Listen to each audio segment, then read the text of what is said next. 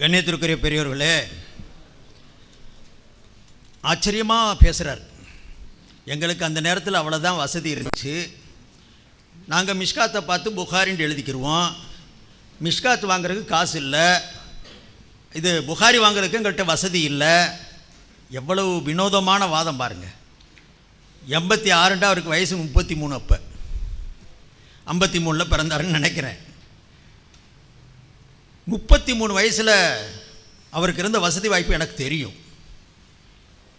இவ்வளவு இருந்தும் கூட எனக்கு புகாரி வாங்க காசு இல்லை, வசதி இல்லை, அதனால் நாங்கள் மிஷ்காத்திலேருந்து புகாரியை எழுதணும்னு சொல்கிறதே பெரிய குற்றம். அது முடியும். புகாரி எவ்வளவு காசு ஆயிரும்? சரி, அந்த ஹதீஸ்லையாவதும் அவர் மிஷ்காத்தில் மேலே நம்பிக்கை வச்சு மிஷ்காத்தை எழுதினவர் ஒரு வலியுத்தீன் ரொம்ப பெரிய ஆள், அதனால் அவர் எழுதுனது உண்மையாக இருக்கும், உலகத்தில் மக்கள்லாம் எடுத்து நடத்துகிறாங்க, அதனால் ஒருத்தர் முத்தஃபக்குன் அலைஹிண்டோ புகாரிண்டோ முஸ்லீம்டோ அபுதாவுண்டோ திருமதிண்டோ எழுதி போட்டார்னு கூட விட்டுறலாம். ஆனால் நியாயப்படி அங்கேயும் மிஷ்காத்துன்னு எழுதணும். அதே முறை எங்கேருந்து எழுதுனன்ட்டு. இல்லாட்டி பம்மாத்து காட்டுறதுக்கு எழுதுனா அதுவும் புகாரின்னு எழுதுனான். நானே புகாரியை பார்த்தேன்னு சொன்னது மாதிரி ஏமாத்துறது தான் அது. அதுதான் திட்டமிட்ட போய்.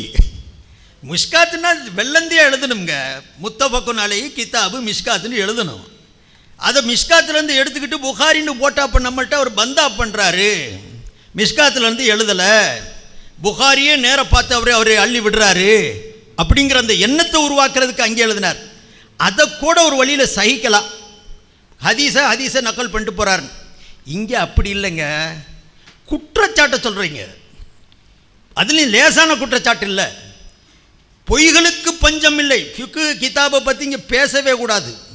ஃபிக்கு கிதாபில் என்ன இருக்குங்கிறது எங்களுக்கு தெரியும். அங்கே நகட்டுறோம் நாங்கள், அப்போ பார்த்துக்கிருவீங்க. அதனால் நீங்கள் அப்படியே ரூட்டுக்கு போகிறீங்க, நல்லா தெரியும். இங்கே பிஜேயா சைபுத்தீனா மார்க்கம் சொன்னதில் யார் இப்படி திட்டமிட்டு செஞ்சது? தவறுகளில் மன்னிக்கலாமே, இதை தவறுன்னு சொல்லவே முடியாது. எங்களுக்கு வசதி இல்லை, அதனால் நான் கல்யாணம் பண்ணாமல் ஒரு பொம்பளை இழுத்துட்டு போயிட்டேன் சொல்லிடுவீங்களா? மகர் கொடுக்க காசு இல்லை, தேவைப்பட்டுச்சு. அதை விட மோசம் இது. அது உங்கள் விஷயத்தில் சொந்தாரமாக போயிடலாம். இது இன்னொருத்து மேலே அள்ளி சொல்கிறீங்க, அவதூற அசிங்கத்தை கக்குறீங்க. அதுலேயும் பொய்களுக்கு பஞ்சம் இல்லைன்னு பெரிய எழுத்தில் போடுறீங்க, டிக்ளேர் பண்ணுறீங்க. ஒரு ஆள் எழுதலை, இப்போ எல்லாருமே சேர்ந்து கூட இந்த வசதி இல்லையா? நான் கேட்குறேன், இந்த கிதாபுகளில் பாகம் பக்கம் எழுதுறீங்க, துர்ருல் முக்தார்னு எழுதியிருக்கிறீங்க. கொஞ்சம் அவர் மேலே இந்த சாணியை அள்ளி கொட்டுறதுக்கு முன்னால் அந்த துர்ருல் முக்தார் தான் எல்லா மதரசாவிலையும் இருக்குதே. அவன் ஹகீகத்துல் ஃபிக்ஹ்கார கிறுக்கே எழுதுனதை பார்த்ததுக்கு பிறகாவதும் இந்த விஷயம் உண்மையிலே இருக்குதான்னு எடுத்து பார்க்க வேணாமா? அதை எடுத்து பார்த்து வெரிஃபை பண்ணி போட்டு இருந்தாவுல எழுதணும். அள்ளி கொளிச்சிட்டீங்களே எவ்வளவு. நான் இதைத்தான் கேட்க வர்றேன். நீங்கள் சிம்பிளாக சொல்லிட்டு போயிட்டீங்க. அந்த நேரத்தில் எங்களுக்கு அவ்வளோதான் வசதி இருந்துச்சு. திட்டமிடலை. இது என்னங்க திட்டமிடலைன்னா இதுக்கு பேர் என்னங்க? அப்படியே தூக்கத்தில் அப்படியே மெய் மறந்து எழுதிட்டீங்களா? திட்டமிடுறதே இதுதானங்க. எழுதியிருக்குது, வாங்கிக்கிட்டீங்க, அள்ளி கொட்ட போறீங்க. துர்ருல் முக்தாரும் நூருல் அன்வாரும் முன்னியத்துல் முசல்லியும் ஷரே விகாயாவும் எட்ட தூரத்தில் திருச்சியில் இருக்குன்னா ஜாமியா அன்வாருல் இருக்கு. உங்கள்கிட்ட காசு இல்லாட்டி எங்கே போய் பார்த்துருக்கலாம்? எத்தனை மதரசாக்கள் இருக்குது. பெரிய பாரதூரமான விலையும் இல்லை. நாங்கள் அந்த காலத்திலேயே வாங்கி வச்சுருந்தோம். பிஜே பொட்டி கடை வச்சுருக்கும் போது எங்களுக்கு ஒன்றுமே கிடையாது. அந்த நிலையில் நாங்கள் இருந்தோம். அப்போ கடைகாட்சியெல்லாம் வச்சவர், வசதி இல்லாமல் இருந்த எல்லாம் இருந்துச்சுங்க. இங்கே அதெல்லாம் கிடைச்சான் ஒருத்தன். அஹ்லதீஸில் நாங்கள் இருந்தோம், அப்புறம் மாறி வந்துட்டோம். எத்தனையிலேருந்து மாறி வந்திருக்கிறீங்க. இன்னும் எங்கெங்கே போகிறீங்கன்னு எனக்கு தெரியல. இன்னும் எங்கே போக போகிறீங்கன்னு தெரியல. இன்னைக்கு அதோட 30 வருஷத்துக்கு முன்னால் என்ன நிலையில் இருந்தீங்களோ அதை விட மோசமாக போய்கிட்டு இருக்கிறீங்க. ஏராளமான ஹதீஸ்கள் பார்க்கல. சுனனே திருமதின்னு சொல்லி நேற்று பார்த்து அவர் எழுதின அந்த மொழிபெயர்ப்பை, அதில் பூரா ஹதீஸு பதிஞ்சிருக்கிறார், மொழிபெயர்ப்பு செஞ்சு கொடுத்துருக்கிறாரு, மக்கள்கிட்ட விற்று காசாக்கியிருக்கிறார். இன்னைக்கு அந்த ஹதீஸில் இருக்குது அது பொய், இது ஏற்க முடியாது, ப்ராக்டிக்கலுக்கு ஒத்து வராது, இப்படி இங்கே சகாக்கள் பேசுகிறாங்க. அப்போ இதுக்கு முன்னால் காசு பண்ணுறதுக்காக வேண்டி மொழிபெயர்ப்பு பண்ணி கொடுத்தீங்களா? அந்த காசுகளை எல்லாம் சம்பாரிச்சுக்கிறதுக்காக வேண்டி இந்த வேலைகளை செஞ்சீங்களா? அப்போ காசு கிடைக்குது அல்லது அடுத்தவன் மேலே ஏதாவது அள்ளி கொட்டணும்னா என்ன சொன்னாலும் செஞ்சிருவீங்களா? எவ்வளவு இதை சொல்லிட்டு மனசு வரலையே, தப்பாக செஞ்சுட்டோம்னு சொல்ல வரலையே. அந்த நேரத்தில் வசதி இருந்துச்சு. மற்ற ஃபிக்குடைய மசாலாக்கள்லாம் பேசலாமா? நான் சொல்ல வர்றது ஃபிக்கு கிதாபுக்காரர் மேலே எழுதுனது ரைட்டா தப்பாங்கிறது அடுத்து மசாயில்களை பற்றி. நீங்கள் செய்த இந்த பித்தலாட்டத்திற்கு மக்கள் மத்தியில் பகிரங்க மன்னிப்பு கேட்கணும், கேட்டாகணும். இல்லாட்டினா நீங்கள் அதுக்கு சால்ஜாப்பு சொல்கிறதுக்கு காரணம் இல்லை. நீங்களாக இருக்கிறீங்க, விளங்கிக்கங்க. இவ்வளவு தெளிவாக இந்த நூல்களை போய் குத்துபுகானாக்களில் பார்க்க முடியும், கேட்க முடியும், பரிசீலிக்க முடியும். அப்படி இருந்தும் கூட இந்த காரியங்களை செய்யாமல் இவ்வளவு திட்டமிட்டு செஞ்சு எத்தனை 100 இளைஞர்கள் கட்டாங்க தெரியுமா? நான் சொல்கிறேனே, ஏன்ட்ட 100 நோட்டீஸ் இருக்குங்க கேலி கிண்டல் பண்ணது. இன்னைக்கு இவர் சும்மா சொல்கிறாரு, எந்த கூட்டத்திலேயாவது இந்த மாதிரி நாங்கள் நடந்துட்டா அந்த நேரத்தில் இவ்வளோ தான் வசதி இருந்துச்சுன்னு எங்கேயாவது டிக்ளேர் பண்ணியிருக்கிறாரா? இந்த விஷயங்களை பற்றி தப்புனா நாங்கள் திருந்திக்கிடுவோம், நாங்கள் தூக்கி போட்டு வந்துடுவோம். இன்னைக்கு மாட்டிக்கிட்டீங்க சொல்கிறீங்க, இல்லாட்டினா ஒரு காலத்தில் நீங்கள் சொல்ல போகிறது கிடையாது. இவ்வளவு மோசமான காரியத்தை செஞ்சு எதை வேண்டுமென்றே திட்டமிட்டு, இதுக்கு பேர் திட்டமிடுதல் இல்லைன்னு சொன்னால் உலகத்தில் வேற எந்த திட்டமிடுதலே இல்லைங்க. இத்தனை பெரும் அறிஞர்கள், நூல்காரவங்க, மகான்கள், அவங்க மேலே இவ்வளவு அள்ளி போட்டு போட்டு அதுலேயும் சொல்கிறார் பொய்களுக்கு பஞ்சம் இல்லைன்னு 10 விஷயம் எழுதியிருக்கிறேன், மற்ற 9 பேசலாமாண்டு. இங்கே இருக்கிறதே ஒரு விஷயம்தான். பொய்களுக்கு பஞ்சம் இல்லைன்ற தலைப்பில் இங்கே எழுதியிருக்கிறது ஒரே விஷயம்தான், அலியுடைய விஷயம்தான். அலியை கூப்பிட்டுட்டு அவங்க வாப்பா போனார். பொய் அதுலேயும் கீழே எழுதும்போது எந்த ஒரு ரீதியிலும் கட்டுப்பாட்டு இராமல் அவர்கள் தம் மனம் போன போக்கில் வியாக்கியானம் தந்து கொண்டிருக்கிறார்கள். ஃபிக்கு கிதாபை பற்றி எழுதுகிறார். எந்த நியத்திலையும் வரல, எந்த கட்டுப்பாட்டிலையும் வரல, கட்டவிழ்த்துப்பட்ட ஆளுக. இவ்வளவு காட்டமாக இதை நம்பி எத்தனை இளைஞர்கள் கேட்டாங்க. என்னைக்காவது உங்கள் ஜமாத்தில், எங்களுக்கு வேணாம் விடுங்க, உங்கள் தௌஹீத் ஜமாத்தில் இந்த மாதிரிலாம் பேசி போட்டப்பா ஒரு காலத்தில், இது தப்பாக போச்சு, இனிமேல் அதை பார்த்து ஜாக்கிரதை பேசியிருப்பாங்களா? கேட்டிருப்பாங்களா? அது மட்டும் பார்த்தா அது பொதுவாக பேசியிருக்கணும். எல்லாருக்கும் இந்த செய்தி போயிருந்தா இன்னைக்கு நோட்டீஸ் போடுறவன் போட மாட்டான். இப்போங்கிற 5 வருஷத்துக்கு முன்னால் பதில் சொல்லும்போது இதே பதில் இதில் வர்ற ஒரு மசாலாவை பதிலாக எடுத்து காட்டியிருக்கிறார். நான் அதை எடுத்து சொல்லுவேன். மசாலாக்களை சொல்லும் பொழுது எத்தனை சொன்னாலும் நான் இதைத்தான் சொல்ல போகிறேன்னு தப்பிக்க விட மாட்டேன். நாங்கள் இங்கே ஒவ்வொன்றுக்கு சொல்லி ஆகணும். அதே மாதிரி சகோதரர்களே, இதை விட மகா மோசமான ஒரு காரியம் என்ன செஞ்சாரு தெரியுங்களா? இந்த ஃபிக்கு நூல்காரன் இந்த கிதாபுகளை எங்கேருந்து எடுத்து எழுதியிருக்கிறோம்னு சொல்லி ஒரு அட்டவணை போட்டிருக்கிறான். அந்த அட்டவணையை கூட அவன் ஏதோ ஒரு நூல்களில் பார்த்து காப்பி எடுத்து எழுதிருக்கிறான். ஒரிஜினல் நூல்கள்லேருந்து எழுதலை. ஒரிஜினல் நூல்கள்லேருந்து துருல் முக்தாரோ ஷரஹுல் விகாயாவோ அல்லது இன்ன பிற ஃபிக்குடைய கிதாபுகளுடைய பேர்லேருந்து அவன் எடுக்கலை. அவன் எந்த நூல்லேருந்து எடுத்தானோ அதையும் நான் எடுத்து பார்த்துட்டு வந்திருக்கிறேன். அவன் எந்த நூல்லேருந்து இந்த நூல்காரன் எழுதுனானோ அந்த நூல்களையும் நான் பார்த்துட்டு வந்திருக்கிறேன். ஒரு சில மசாயில்களில் பார்த்தேன், ஃபோட்டோ காப்பி வச்சுருக்கிறேன். நான் பூராமல் எடுத்துகிட்டு வந்துட்டு தான் நான் பேசுகிறேன் சகோதரர்களே. அப்போ அவன் எடுத்துட்டான். இப்போ ஹிதாயான்னு இருக்குன்னு வைங்க. இதுக்கு ஹிதாயா 4 வால்யூம் தான் இருக்குது. 4 பாகம் மதரசாக்களில் போதிக்கப்படுது. அதனுடைய முன்னுரை இருக்குதே, முன்னுரை வெறும் ஒரு பக்கம் தான் இருக்கும். ஹிதாயாவில் இவ்வளவு தான். ஹிதாயா நானும் ஓதி கொடுக்குறேன் அல்ஹம்துலில்லாஹ். இதில் உள்ளது இவ்வளவு. இதில் முன்னுரையே 200 பக்கம் எழுதியிருப்பான், 110 பக்கம் எழுதியிருக்கிறான். முன்னுரை இருக்கிறதே ஒரு பக்கம் தான். ஹிதாயான்னு 110 பக்கம் போட்டிருப்பான். அவன் கடைசியில் அந்த அட்டவணை கொடுக்கும்போது நூல்களை பற்றி உண்டான விவரம் தரும்போது என்ன செய்கிறான்? ஐனுல் ஹிதாயா அந்த பேரு, நூருல் ஹிதாயா அப்படின்னு பேரு, வேற அந்த காயத்துள்ள ஒருத்தார் இந்த வருது பாருங்க. இந்த பேர்களை போட்டு அவன் பிரிண்ட் பண்ணியிருக்கிறான். தெளிவாக பிரிண்ட் பண்ணி இந்த நூல்களில் இருந்தால் நான் இந்த அட்டவணைகள்லாம் உங்களுக்கு தந்திருக்கிறேன், இதனுடைய சட்டங்களை எடுத்து எழுதி. அதே பொய் நான் சொல்கிறேன்ல, இவன் எங்கே இருந்து எடுத்து எழுதுனானோ அதுலேயே மகா பொய். அவன் அங்கே இருக்குது ஒன்று, அங்கே மறுத்து எழுதுறாரு, அவன் இருக்குன்னு எழுதுறான். இங்கே எழுதுனதே நான் பல நூல்களையும் எடுத்து பார்த்துட்டு தான் நான் இங்கே பேசுகிறேன். சட்டங்கள் எடுக்கும்போது இன்ஷா அல்லாஹ் அது சம்பந்தமான விளக்கமாக நான் உங்களுக்கு சொல்லுவேன். இங்கே என்னான்னு சொன்னால் நான் உங்களுக்கு சொல்ல வர்றது, இவ்வளவு தெளிவாக நான் எங்கே இருந்து எடுத்து எழுதுனேன் அப்படிங்கக்கூடிய விஷயத்தை அவன் பட்டியல் கொடுத்து எடுத்து எழுதுறான். அதை எழுதி ஒவ்வொரு நூலுடைய பேர் எப்படி எழுதுறான்? ஐனுல் ஹிதாயா தர்ஜுமா ஹிதாயா, நூருல் ஹிதாயா தர்ஜுமா ஷரஹ் விகாயா, காயத்துல் அவ்தார் தர்ஜுமா துர்ருல் முக்தார், ஃபத்தாவா ஹிந்தியா ஃபத்தாவா ஆலம்கீரி தர்ஜுமா, இப்படி அஹ்சனுல் மசாயில் ஜரூரி தர்ஜுமா குதூரி, இப்படி ஐனுல் ஹிதாயாவிலிருந்து எழுதுனேன், நூருல் ஹிதாயாவிலிருந்து எழுதுனேன், காயத்துல் அவ்தாரில் இருந்தேன். இந்த உருது நூல்களை பேரை போட்டு இத்தனையாவது வருஷத்தில் பிரிண்ட் பண்ணது, இந்த பதிப்பகத்தில் இது பதிவு செய்யப்பட்டது, அந்த நூல்களில் எடுத்து பார்த்துக்கங்க அப்படின்னு சொல்லியாவது அவன் எழுதுனான். இவர் என்ன செஞ்சார் தெரியுங்களா? என்ன செஞ்சிருக்கணும்? அதை எடுத்து காப்பி அடிக்கிறாள் அப்படியே உள்ள எடுத்து போடணும். ஆலிம்கள்லாம் இந்த மசாலாக்கள் எந்த பாகம் பக்கத்தில் இல்லைன்னு குழம்பி அலைகிற நேரத்தில் அடித்தார் ஒரு பட்டியல். அந்த இதை போடுப்பா, தமிழில் உள்ளது பட்டியல் போட்டு காட்டினாருங்க. அந்த பட்டியல் போட்டு என்ன காட்டுறாரு பாருங்க. அவன் நூறுல் ஹிதாயான்னு எழுதியிருக்கிறான், இவர் ஹிதாயான்னு பேர் எழுதுறாரு. அவன் எழுதியிருக்கிறான் ஐநூல் ஹிதாயான்ட்டு, தமிழங்கப்பா அது பாருங்க. சராய் விகாயா, துர்ருல் முக்தார், பத்தாவா ஆலம்கிரி, எல்லாமே கன்சுத்த காய், குதூரி, முனியத்தில் முசல்லி. அடுத்து இது பாருங்க, பதிப்பகத்துடைய பேரு நவுலக்சூரா. உருது ஒழுங்கா படிக்க தெரியல, உருதுலையும் ஓட்ட. நவில் கிஷோர் அது நவுலக்சூர்னு எழுதிட்டாரான். மசாயில்கள்லையும் அப்படித்தான், படி ரக்கணுண்டா படி ரக்கணுண்டா அர்த்தம் செஞ்சு வச்சிருந்தாரு. தமிழே தண்டமாடும் போது உருதுல இருக்குங்க உள்ள நுழையணும். எவனாவது உள்ளவன்ட்ட வச்சு ஒழுங்கா படிச்சிருக்கலாமே. வரிக்கு வரி பார்த்தீங்கல்ல, 7 பேரில் ஒரு பயிலும் கூட தெரியலையா? என்ன இருக்குல்ல இருக்கு.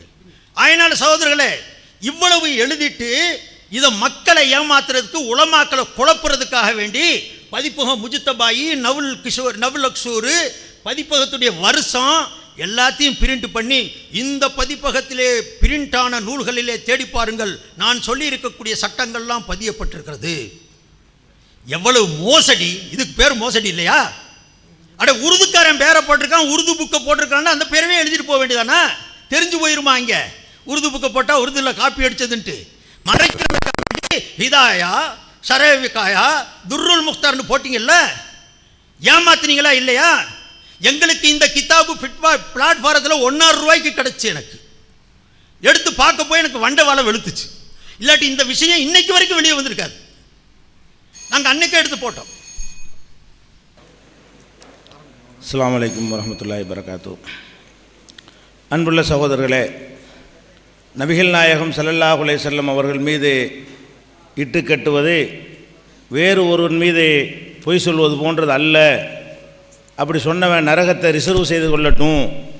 ஒயின்ன கிதுபன் அலைய லைசக கிதுபின் அல அகதின் என்றெல்லாம் நபிகள் நாயகம் ஸல்லல்லாஹு அலைஹி வஸல்லம் எச்சரித்து, அதை மீறுகிற வகையில் 9 ஹதீஸுகளை இதுவரைக்கும் சொன்னதில் இட்டு கட்டி பொது மேடையில் மக்கள் மத்தியில் திட்டமிட்டு வேண்டுமென்றே சொன்ன ஒரு விஷயத்தில் மன்னிப்பு கேட்கவும் இல்லை, எடுத்துக்காட்டவும் இல்லை, வெக்கம் வரவும் இல்லை, ரோசம் வரவும் இல்லை. எவ்வளோ பாரதூரமான விஷயத்தை செஞ்சுட்டோன்னு வரவே இல்லை. இந்த மதுகபு குப்பைகளில் உள்ளதை 10 பேர்கிட்ட விபச்சாரம் பண்ணிட்டான்னு சொல்கிறேன், ஒருத்தியோட விபச்சாரம் பண்ணது மட்டும் நிரூபணம் ஆகலை. 10 ஆயிரம் அவன் மீது 9 பேர்கிட்ட செஞ்சுருக்கிறானே, 10 பேர்கிட்ட விபச்சாரம் பண்ணிட்டான்னு சொல்கிறேன். அவனோட பண்ணலை சரிப்பா, அவனோட தப்பா சொல்லிட்டப்பா, 9 பேர் பண்ணியிருக்கேன் இல்லையா? அந்த மதுகபில் அவ்வளோ உண்டா இல்லையா? கொஞ்சம் நெஞ்சமாக சொல்லி வச்சுருக்கிறீங்க. அந்த மதுகப் இன்னும் 10 கெடுத்துட்டோமா? மதுகபை சொல்லி பாரதூரமாக்கிட்டோமா? என்ன பாரதூரமாக்குற மாதிரி இல்லை மேட்ரு இல்லையா? இப்போ மதுகபில் ஒரு கன்னி பெண்ணை கண்டுபிடிக்கிறதுக்காக வேண்டி முட்டையை கொண்டை அவருடைய உறுப்புல விடணுங்கிறீங்களே, இது இருக்கா இல்லையா? இது வழி கெடுக்குமா கெடுக்காதா? இதை சொல்லி தான் மக்களை திருத்திருக்கிறோம். நீங்கள் சொன்னது சொல்லி இல்லை. அதே மாதிரி இமாம குர்பானி கொடுக்கலாங்கிறீங்க. மனுஷனையே ஆட்டுக்கு நாய்க்கு ஆட்டுக்கு மனுஷனை பிறக்க வச்சு அவனை குர்பானி கொடுக்கலாங்கிறீங்களே, இது பெரிய தத்துவமா? அதே மாதிரி நோன்பு வைத்து கொண்டு மிருகத்தோடு புணர்ந்தால் கஃபாரா இல்லை, பயங்கர தத்துவம் சொல்கிறீங்களே, இதெல்லாம் வழிகேடா? இதெல்லாம் நேர்வழியா? இதெல்லாம் கிதாபில் இருக்குதா இல்லையா? அதே மாதிரி 4 வருஷம் வரைக்கும் கற்பத்துறை அதிக காலங்கிறீங்க. கல்யாணம் பண்ணிட்டு வெளிநாட்டுக்கு போயிடுறான், 4 வருஷம் கழிச்சு வர்றான், இவன் அப்போ புள்ள பெற்றுறா, அவன் புள்ளன்னு ஒத்துக்கிறனுங்கிறீங்க. 4 வருஷம் கழிச்சு இந்த வெக்கக்கேடான சட்டத்தை கொண்டு உலகத்தில் யாருக்கா சொல்ல முடியுமா? உங்களுக்கு செஞ்சால் ஒத்துக்குருவீங்களா? இதெல்லாம் இருக்குதா இல்லையா? என்னமோ புனிதமான ஒரு பத்தினியின் மீது அவதூறு சொன்ன மாதிரி அதை சித்தரிக்கிறீங்களே. கேடு கட்டதிலும் குப்பையிலும் குப்பை அந்த கிதாபுகள். அவ்வளோ அசிங்கங்களை எழுதி வைத்திருக்கிறீர்கள். தொழும் போதே பார்சியில் அல்ஹம்து சூரா ஓதலாங்கிறீங்க, பார்சியில் அல்ஹம்து தொழுகையில் ஓதலாங்கிறீங்க. இது நேர்வழியா? அதே மாதிரி ஒரு தன்னுடைய உறுப்பை தன்னுடைய பின் துவாரத்தில் விடு சட்டம் சொல்கிறீங்க. தன்னுடைய உறுப்பை தன் துவாரத்தில் இருக்குன்னு இருக்கா இல்லையா? என்னத்தை கூட சொல்லிட்டோம்? இருக்கிற ஜாஸ்தி, இல்லாத ஒன்று 2 கூட சொல்லி தொலைச்சிட்டோம், ஒருத்தர் நம்பி தொலைச்சிட்டோம். அவ்வளவுதான் சொல்ல முடியுமே தவிர, என்னமோ அந்த மதுகப்பு அவ்வளோ புனிதமான விஷயங்களை ஆஹா பண்ணிவிட்டார்கள், நாங்கள் இதெல்லாம் இல்லைட்டாலும் அதுக்கு மேலே இருக்குதே, அவ்வளோ மெசேஜ் உள்ள இருக்குதே, அதை பார்க்க வேணும். தந்திரமாக திருட்டுறதுக்கு வழி சொல்லி கொடுக்குறீங்க, அது இஜ்மாங்கிறீங்க. இது நேர்வழியா? நேற்று கூட்டத்தில் சொன்னீங்க, அதை அதுக்கு பதிலும் சொல்லலை. விபச்சாரி பிடிச்சி பொண்டாட்டின்னு சொல்லலாங்கிறீங்க. இப்போ சைபத்தின் ரசாதி ஒரு பொம்பளையை கூட்டிகிட்டு போயிட்டு என்னப்பான்னு கேட்டா, எதுக்கு இதை சொல்கிறேன்னு கேட்டால் எனக்கு அது உதாரணம் சொல்கிறாரு, அன்பார்லிமெண்ட் உதாரணம். என்ன சொல்கிறாரு? வசதி இல்லாட்டி ஒருத்தி கூட்டிகிட்டு போயிருவியா அப்படின்னு கேட்குறேன். அதுக்காக இந்த உதாரணத்தை கேட்டுறேன். அப்போ விபச்சாரியை வந்து பொண்டாட்டின்னு சொல்லலாங்கிறீங்க, சொன்ன தண்டனை இல்லைங்கிறீங்க. அப்போ சைபத்தின் ரசா சொல்லியிருக்கிறாரா? அப்படி நடந்திருக்கா? அதுக்கு தான் சட்டத்தை வகுத்திருக்கிறீங்களா? அது ரசூலுல்லாஹ் சொன்னார்னு சொல்கிறீங்க. இதெல்லாம் உங்கள் கிதாபில் இருக்குதா இல்லையா? சிறுமியை சீரழித்தால் விபச்சாரத்தில் சேராதுங்கிறீங்க. அப்போ இதெல்லாம் நேர்வழியோ? இதெல்லாம் இந்த கிதாபில் இல்லாத சொல்லிட்டோமோ? சொன்னது கம்மிங்கிறேன். அந்த காலத்தில் ஹக்கீகத்துல் ஃபித் அளவு தான் தெரிஞ்சிச்சு. இப்போ 100 ஹக்கீகத்துல் 40க்கு 40 போட்டோமே.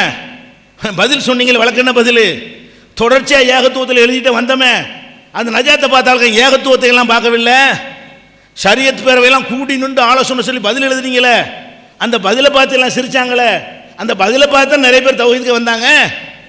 அதுவும் இந்த மதுஹப் போய் தான் எழுதியிருக்காங்க. இல்லையா அதில் 2-4 விஷயம் இல்லை. அது நான் காரணத்தை சொல்லிட்டேன்.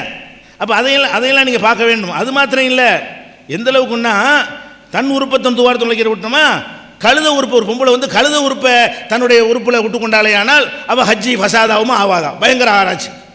நேர்வழி, இதெல்லாம் நேர்வழி. இவன் உறுப்பு அவன் கையிலையும் அவன் உறுப்பு இவன் கையிலையும் பிடிச்சி கொண்டால் என்ன சட்டம்?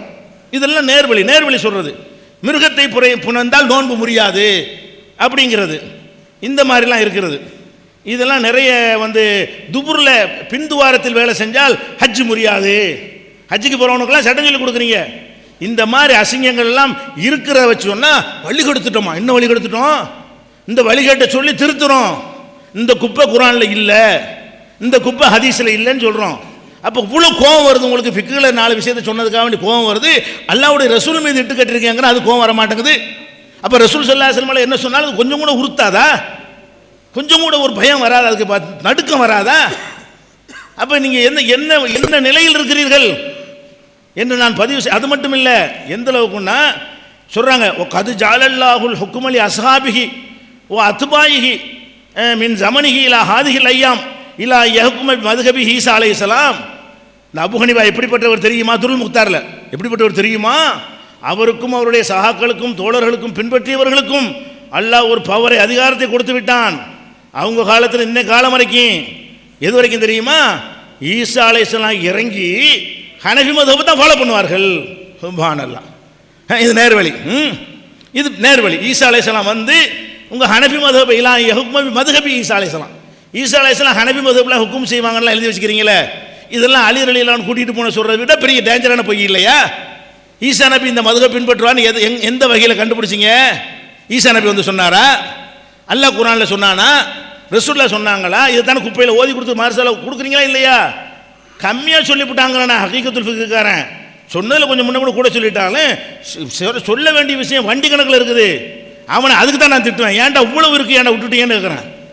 அவ்வளவு சரக்கு வைத்துக்கொண்டு இது பெரிய வாதம் வைத்துக் கொண்டிருக்கிறீர்கள். அதனால இதை அம்பலப்படுத்த வேண்டியது வந்து தீயிட்டு கொளுத்துவீங்களா இல்லையாப்ப? பொய் இருக்குங்கிறோம், ஃப்ராடு இருக்குங்கிறோம். இது பொய்ங்கிறேன். இப்போ ஈசா நபி விஷயமா சொன்னது பொய். இதுக்கு கொளுத்தி பற்றிய இப்போ துருல் முக்தார் கொளுத்துவேன், தலைப்பா கட்டி வச்சுருவேன், கழட்டி வச்சுன்னு சொல்லி வைப்போம். சொல்லணுமா இல்லையா? அது ஒன்று வந்து தவறுதலாக சொன்ன கரெக்டாக தெரிஞ்சுக்கிட்டு இது நிரூபித்தால் கொளுத்துவாங்கிறீங்க. நிரூபிச்சது கொளுத்துனீங்களா? நிரூபித்து காட்டினது கொளுத்த காணாம இந்த காட்டின ஈசா மேலே போய் சொல்லிட்டாங்கண்டே. அதே மாதிரி என்னுடைய உம்மத்தில் மூசா ஈசாவுடைய உம்மத்தில் வந்து அபூ ஹனீஃபா மாதிரி ஒரு ஆள் இல்லாமல் போயிட்டாங்க. அதனால தான் யஹூதி நஸாரா ஆயிட்டாங்க. இந்த மாதிரி ஒரு ஆள் அங்கே இருந்திருந்தா யஹூதி நஸாரா ஆகிருக்க மாட்டாங்களாம். அபூ ஹனீஃபா இங்கே வந்து தான் நம்மளையெல்லாம் யஹூதி நஸாரா இல்லாமல் காப்பாற்றி விட்டாராம். மூசா நபி ஈசா நபி உம்மத்துக்கு என்ன இல்லை, எப்படி மூக்கில் செய்தா செய்ய சொல்கிறாரு. அது மூக்கில் செய்தா செய்ய சொல்லி நம்மளை யஹூதி நஸாராவை ஹதீஸை மீறி இஜ்மா மீறி குரானுக்கு மீறி எல்லாம் செஞ்சாரு. அவர் தான் நம்மளை யஹூதி நஸாராவாக்காம காப்பாற்றி விட்டாராம். அவர் மட்டும் வரலன்னு வைங்க, நம்மளாம் யஹூதி நஸாராமா என்று ரசூலுல்லாஹ் சொன்னாங்க. எழுதி வச்சுக்கிறீங்களே. நீங்கள் ஏன் பொய் சொல்கிறீங்க? அது பாடத்தில் உங்களுக்கு இருக்குது. பொய் சொல்கிறது சிலபஸ் உங்களுக்கு. ரசூலுல்லாஹ் மேலே பொய் சொல்வது சிலபஸில் இருக்குது. அதே மாதிரி இன்னும் ஆதமை இஃப்தகரபி, ஆதம் என்னை ரசூலுல்லாஹ் சொன்னாங்களாம். ஆதம் அலைஹிஸ்ஸலாம் என்ன வச்சு பெருமை அடைந்தார். ஆனால் அஃப்தகிரு பி ரஜுலின் மின் உம்மத்தி இஸ்முஹு நோமான் குன்யத்து அபூ ஹனீஃபா. அபூ ஹனீஃபான்னு ஒரு ஆள் வரப்போறாரு, அவரை வச்சு தான் எனக்கே பெருமை. ரசூலுல்லாஹ் சொன்னாங்களாம். என்ன வச்சு ஆதமுக்கு பெருமை, எனக்கு பெருமை இல்லை, என்னை விட அபூ ஹனீஃபா பெரிய ஆள். இப்படி ஒரு ஆளுக்கு அந்த என் உம்மத்தில் வந்துட்டாரே, அவரை சொல்லி தான் என்னை அறிமுகப்படுத்திக்கணும். அப்படியான ஒரு ஆள் அபூ ஹனீஃபாண்டு ரசூலுல்லாஹ் சொன்னாங்கன்னு பாவிகள் எழுதி வச்சிருக்கிறீங்களே, இதுக்கு வர காணாம கோவம். இது ரசூலுல்லாஹ் மேலே இட்டுக்கட்டி சொல்றீங்களா, ரசூல் மேலே, ஈசா நபி மேலே. இப்போ என்ன வாதம் வைத்துக் கொண்டிருக்கிறீர்கள்? அப்போ ஹதீஸ் ரசூலுல்லாஹ் மேலே இட்டுக்கண்ண திட்டமிட்டு இது திட்டமிட்டு கட்டு புக்கில் இருக்கிறது. நீங்களும் திட்டமிட்டு இட்டுக்கட்டுகள் நாங்கள் குற்றம் சாட்டுகிறோம். இதை நான் பதிவு செய்து கொள்கிறேன். நீ மறுபடி வைங்க, என்னென்னலாம் சொல்லணும் சொல்கிறேன். வாங்க, அடுத்தது என்னென்னு கேட்டால், சில விஷயங்கள் வேறு விஷயங்கள் சொல்லியிருக்கிறார். 35 வயசில் அப்போ அவர் இருந்தார். அப்போ அவர் என்ன வசதியில் இருந்தார் என்று எனக்கு தெரியும். எப்படி தெரியும் சொல்லு பார்ப்போம். என்ன வசதியில் நான் இருந்தேன்? இவர் சொல்கிற அந்த 35 வயசில் 1.5 சென்ட் எங்கள் அப்பம்பாட்டனுடைய ஓட்டு வீடு, அதை தவிர எனக்கு எதுவுமே இல்லை. மாதத்துக்கு 1000 ரூபா சம்பளம், அதை தவிர ஒன்றுமே இல்லை. ஒரு ஓலை குடிசையில் எங்கள் வாப்பா பெட்டி கடை வச்சுருந்தார். ஓலை குடிசை, பெட்டி கடைன்னா என்ன? வாழைப்பழம், கடல மிட்டாய், இது கோடி ரூபாயில்.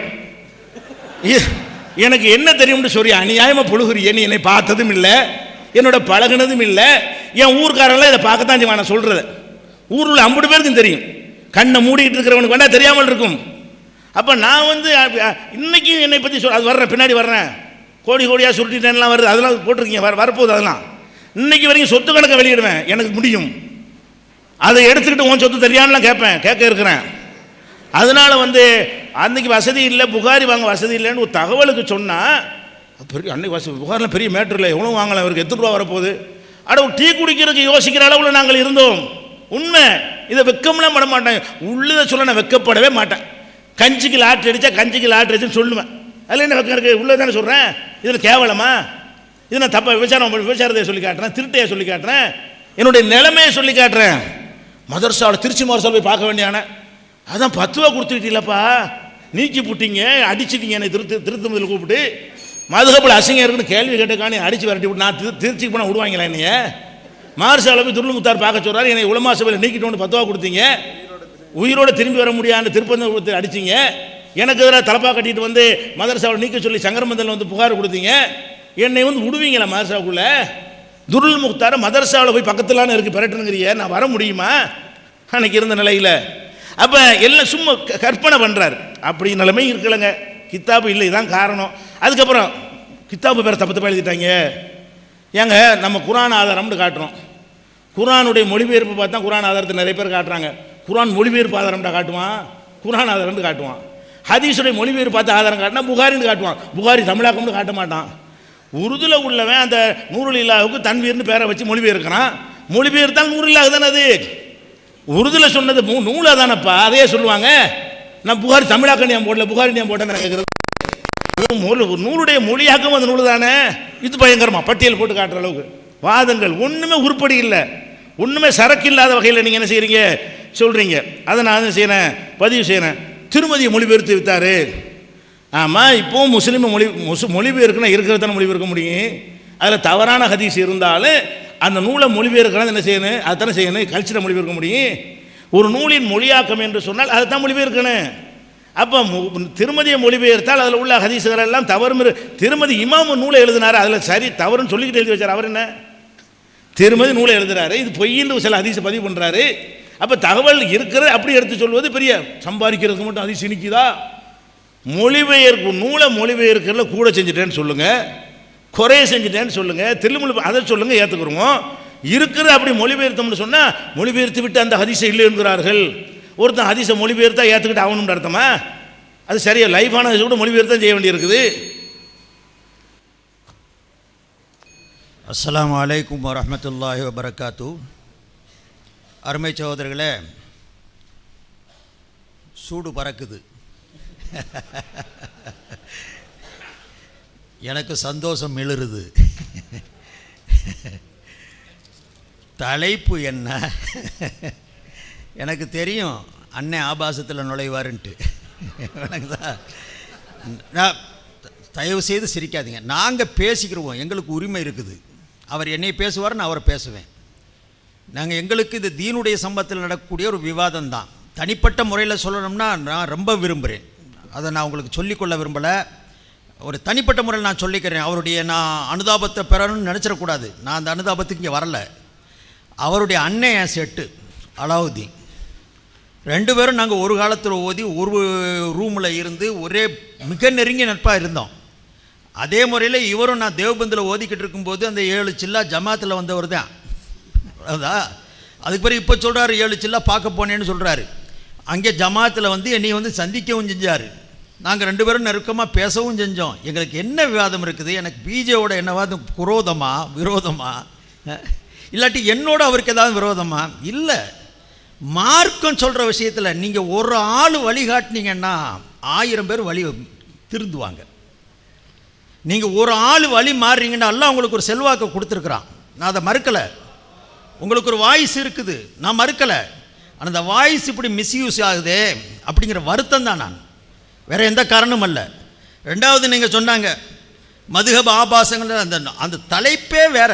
இங்கே பேச வந்தது என்ன, பிஜே செய்த பொய்ப்பித்தலாட்டங்கள் மார்க்கம் சொல்கிறதில்ல. அதுலேயும் நம்ம ரொம்ப முன் யோசனையோட தனிப்பட்ட பிரச்சனைகளை பேச வேண்டாம்னு வந்திருக்கிறோம். அல்ஹம்துலில்லாஹ் மார்க்கம் சொல்கிறதுல விஷயந்தான் இது. வேறு எந்த இதையும் வேறு குரோதம் இருந்தால் வேறு மாதிரியெல்லாம் பேசணும். நான் பேசுகிறது இந்த மாதிரி தலை போட்டதே இதே காரணம், மார்க்கத்தை சொல்கிறதுக்கு தான். இதில் அவர் சொல்கிறாரே, இவர் ஏராளமான பேர் நம்புகிறாங்களே, அவங்க சொல்கிறதில்ல நியாயம் இருக்கா, நீதி இருக்கா, நேர்மை இருக்கா, இவர் அப்படி நடந்துக்கிட்டாரா அப்படின்னு அவரை பற்றியும் அவர் என்னையை பற்றியும் பேசுகிறதுக்காக வேண்டிதான் அல்ஹம்துலில்லாஹ் இங்கே கூடியிருக்கிறோம். இப்போ நூலை அது போட்டிருக்கான், இதை போட்டிருக்கிறான், அப்படி போட்டிருக்கிறான், ஆபாசமாக போயிட்டுருக்கான். நான் தான் ஓப்பனாக சொல்கிறேனே, ஃபிக்குகளை ஏடா கூடமாக ஏதாவது எழுதியிருந்தால் பிச்சு எடுத்துருவோம். அது நீங்கள் என்ன சொல்கிறது, ஓதி கொடுக்குற நாங்களே சொல்லிக்கிட்டு இருக்கிறோம். அதனால் நீங்கள் ஒன்றும் புதுசாக ஒரு விஷயத்தை சொல்லலை. இமாம் அபு ஹனீஃபாவை உயர்த்தி அவர் எந்த ஹதீஸை போட்டிருக்கிறாங்க, அந்த ஹதீஸுக்கு கீழே இந்த ஹதீஸு பொய்யான ஹதீஸுன்னு அந்த நூலுடைய விரிவுரையாளர் எழுதி வச்சுருக்கிறாங்களே. நீங்கள் என்ன புதுசாக வந்து சொல்ல போயிட்டீங்க?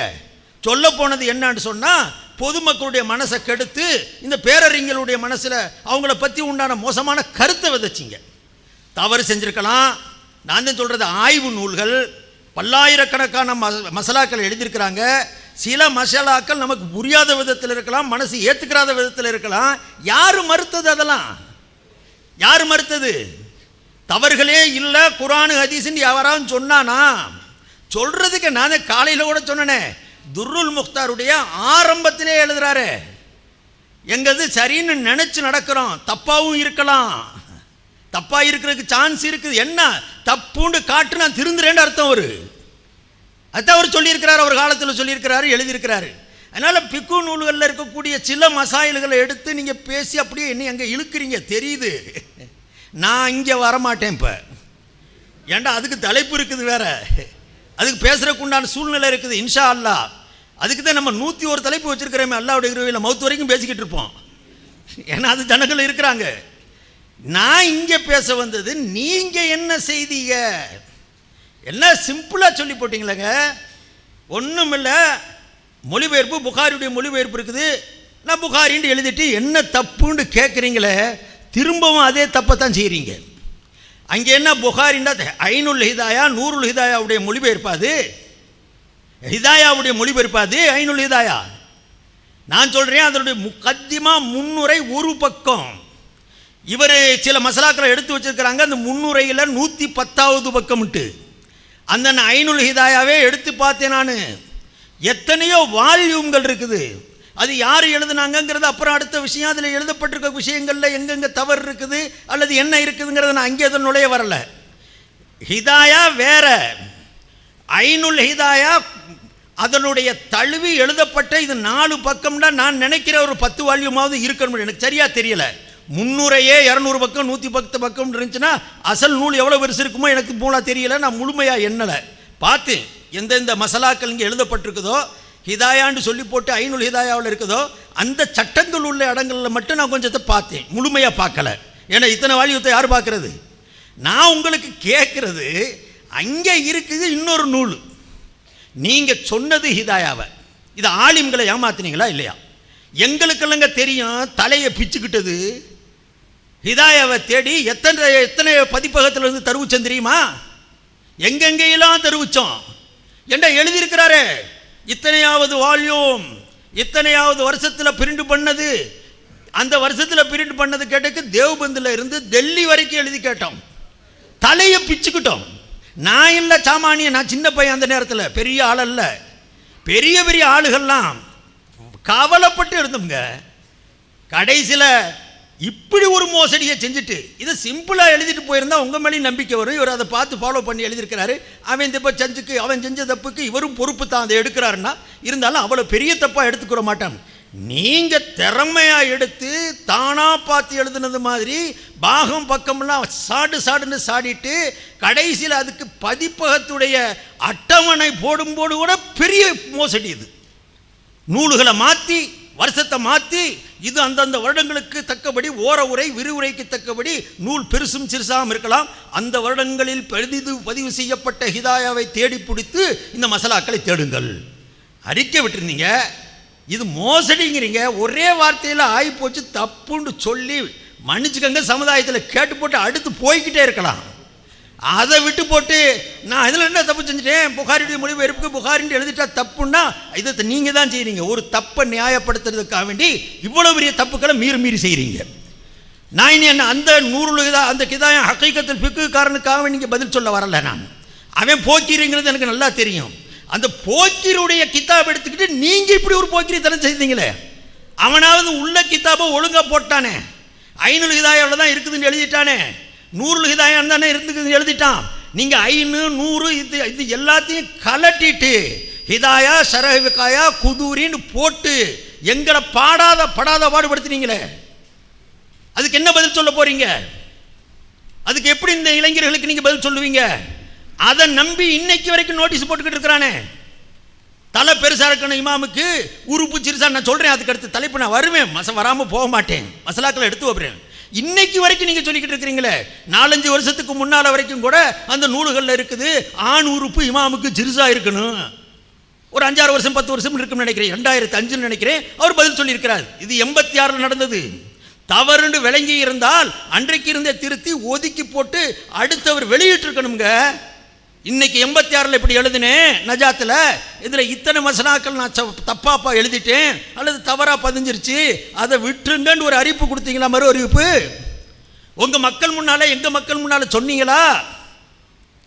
எதையுமே சொல்லாமல் இப்போ வந்துக்கிட்டு அந்த குர்பானி கொடுத்துருவியா? கொடுக்காத, அவனை எதுக்கு போட்டு குர்பானி கொடுக்கணும் பாவத்தை?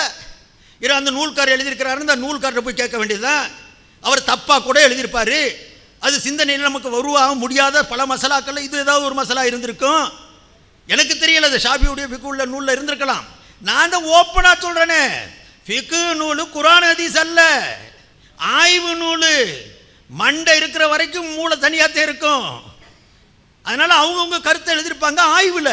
ஆய்வில் தவறு ஏற்படுறதுக்கு வாய்ப்பு இருக்குது. நீங்கள் சொன்னீங்களே, நீங்கள்லாம் ஃபிக்கு கிதாப்லேருந்து எடுத்து கொடுக்குறீங்க, நாங்கள் குர்ஆன் ஹதீஸில் பார்த்தோம்ல. நீங்கள் குர்ஆன் ஹதீஸ்லேருந்து எடுத்து கொடுத்த வல்லல பார்த்தல. தாவூத் அலைஹிஸ்ஸலாம் கொள்ளையடிச்சாங்கன்னு எழுதியிருக்கிறீங்க, குர்ஆன்லேருந்து எடுத்து கொடுத்துட்டீங்க. அடுத்தவங்களுடைய இடத்த அபகரிச்சாங்கன்ட்டு அதுவும் குர்ஆன்லாம். நேற்று கூட சொன்னேனே, ஈசா அலைஹிஸ்ஸலாத்தை இறக்குற போது அம்மாவையும் கூப்பிட்டுக்கிட்டு தான் இறக்குனாத்தே ஜக்காத்து கொடுக்க முடியுங்கிற கருத்தை தெரிவிச்சிருக்கிறீங்க. ஏடா கூடமான நான் பார்த்து எத்தனையோ மொழிபெயர்ப்பு, அது மொழிபெயர்ப்பே இல்லை. பிஜே குர்ஆன், அது ஒரு தனி குர்ஆன், தழுவல். அது மொழிபெயர்ப்புன்னு சொல்வதற்குண்டான தகுதி இல்லை. நான் அது சப்ஜெக்ட் வேற. நான் சொல்ல வர்றது குர்ஆன் ஹதீஸ் எடுத்து கொடுக்குறோம். எத்தனை ஹதீஸை எப்படி எடுத்து கொடுத்துட்டீங்க? என்ன மாதிரி எடுத்து கொடுத்துக்கிட்டு இருக்கிறீங்க? ஒருத்தன்ட்ட போய் மாட்டிக்கிட்ட உடனே ஏராளமான ஹதீஸை மறுக்க வச்சு போட்டீங்களே. புகாரி முஸ்லிம் இதுவரைக்கும் தலையில தூக்கி வச்சுக்கிட்டு இருந்த இஜ்மாவான முறையில் ஏற்றுக்கொள்ளப்பட்டிருந்த அசஹல் குத்துபி பாத கிதாபில்லாண்டு போற்றி புகழப்பட்ட ஹதீஸ்ல இருந்து 50 நீங்க, இப்போ 80 நீங்க, அப்புறம் 100, இப்போ எத்தனைன்னு தெரியல. இனி போக போக என்ன ஆகும்னு தெரியல. அருமை சகோதரர்களே, பேச வந்தது நீங்க செஞ்ச தப்பு, நான் செஞ்ச தப்பு. மார்க்கம் சொல்வதற்குள்ள தகுதி உங்களுக்கு இருக்குதா, எனக்கு இருக்குதா? இதுதான் கேள்வி.